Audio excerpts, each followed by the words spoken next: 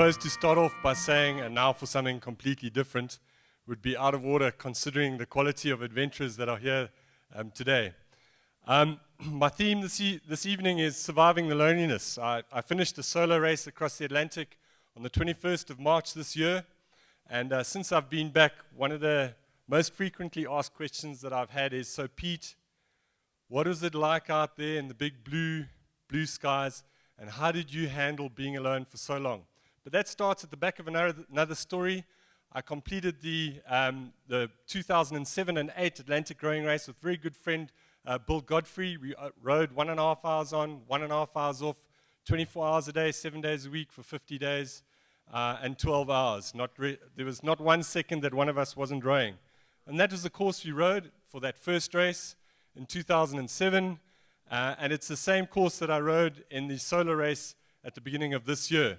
Taken from the Canary Islands, just off the coast of Morocco, across the vast southern part of the North Atlantic to Antigua in the Caribbean. And that is my boat.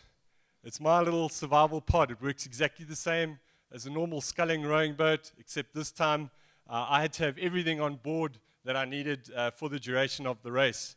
Solar panels, charged batteries, no motors on board whatsoever. I was the only power on board. Now, together with the loneliness, and most of the adventurers here would know this, that there's a whole lot of factors that you have to take into consideration while you're doing these things. You get tested physically, mentally, and emotionally. Physically, there's a little picture of the hands. I don't have a picture of it here, but probably the thing that took the most strain was my bottom. Okay, and in amongst all those physical things, you've also got the weather. Endured 4 hectic storms. This last storm was the biggest storm to Antigua in 19 years.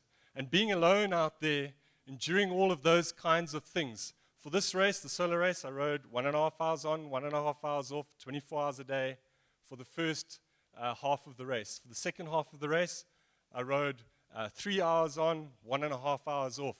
And so I had to set myself specific things. How am I going to stave off that loneliness? What am I going to do? So I put 5 things in place every single day, not going to the toilet. No, but one of them was, the 3 o'clock to 5 o'clock in the morning shift where you slumped over the oars and you think you can't do another stroke again. I would think about that phone call home to speak to my wife and to speak to my daughter. What good South African could ever go on any expedition without? Exactly. That is my donkey. That's the contents of my donkey tani paki. And I'd separate those things. My wife had written a note and put it in each one of those. I had 90 of them. So I had those little surprises to look forward to. The biltong I ate at 2 o'clock in the morning. And then passing through some of the busiest shipping lanes in the world was quite daunting. And what I would do is I would take that time when I saw them and I'd radio the guys up and I'd say, hi, how's it going? And I would speak to them about the weather and what was going to happen in the future. This particular ship took quite a keen interest in me. They came up to me, and I got out my cabin. I was stark naked. They must have thought that I was a wild man. And when I could, I would also look out for animals in the sea. These marlin, I had a lot of marlin following the boats. In the previous race, I had a lot of shark. And what they would do is they'd swim 2-3 meters behind the boat. I'd see them with a fin out just like a shark. And they would be hunting these fish, Dorado. Now, you probably think I'm mad, but at about the 6-week mark, 6 of these Dorado came and made themselves at home underneath my boat, and I formed an incredible bond with them. They're the only fish in the sea that mate for life. I stopped fishing at that time because I was catching fish up to that stage, but because of the bond I had with those fish, I actually stopped fishing. But they would hunt every single day. And one of the greatest pleasures that I had on board was actually watching my Swiss family, Dorado, hunting these flying fish. And you watch the flying fish come out the water, they'd hunt them, and you can't believe that they go on their sides and they watch the flying fish, and as soon as the tail touches the water, bam, they're into it. During a 6-day storm, 3 days into a storm, I had another heartbeat join my cabin. And this bird, which I named Simon, came on board and spent 3 days with me. And on the 3rd night, he picked at the hatch and said, let me out, and I let him out, and he flew off, and I hope he's still out there. It was quite a tough thing for me to say goodbye to him, but there it is, another heartbeat gone. And then, during those times, between 2 o'clock in the morning and 5 o'clock in the morning. They were really tough. People would say to me, Pete, did you ever feel like giving up? And I can quite honestly say that not forever, for 1 second did I. But what I did think was that the Atlantic Ocean was never going to spit me out because of the conditions that I was in. And then I would look up at that time, and I'd look at what I had written on my cabin, just above my cabin hatch.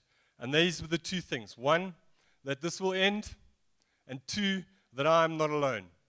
There were hundreds of people that had got me to the start line, built my boat, had influenced me in my life. These people from Marion Island, as you can see, they put their row, Pete row. They followed the whole race. There were thousands of South Africans following it, and it was a great privilege. And every time I felt low, I would think of those people, and I'd think what they would say to me.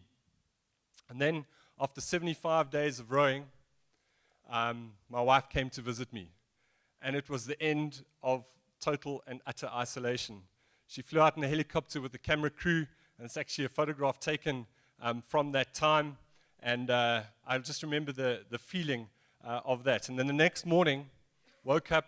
I was a couple of hours away from Antigua. I jumped overboard to have a look at my Dorado to see if they were still there. They were with me for 6 weeks, and they were still there.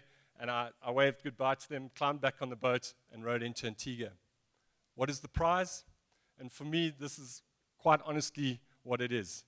It was to be with my family again, with my little daughter. This photograph really captures the kind of emotion and the story that my wife has to tell about what happens behind the scenes when I'm not there is a whole new story. It's a double story. We've written a book together about the solo row, which will be coming out probably early next year. Ladies and gentlemen, thank you very much for your time. It was great presenting this evening. Thank you.